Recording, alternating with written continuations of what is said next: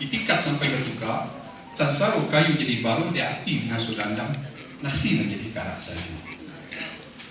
Tapi kalau niat laisa tujuan, istikat laisa mo, menunjuk sampai dan diama pacah golek tipu dengan data. Awak mendapat urang dak pelang. Bangku yang boh mati, ambo sebenarnya dengan beliau Pak Mukhtar Naim. Pertama beliau gulirkan Dimgo, ambo pertama kali yang telah berdiskusi dengan beliau. Baik melalui tertulis, begitu juga secara dialog. Namun seperti dikatakan oleh Bapak Profesor Narsudin tadi, memang tidak mudah. Manjak Pasupadan saja tidak mudah. Pasupadan antara Jorong dengan Jorong, Nagari, Yunagari itu tidak mudah. Manjuar atau Pusako menggadai saja tidak mudah. Apalagi minum kabau dekat kita acak.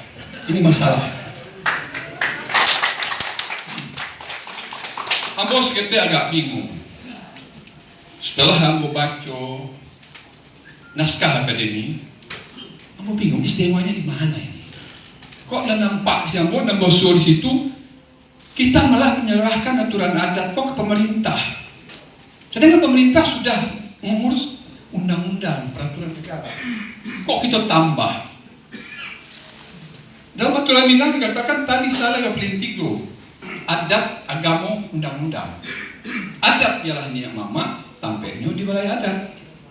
Agama ialah ulama, tampaknya dulu saja. Undang-undang adalah di kantor, yaitu negara. Masing-masing berjalan pada relnya menuju titik yang sama. Berbudi luhur, berakhlak mulia.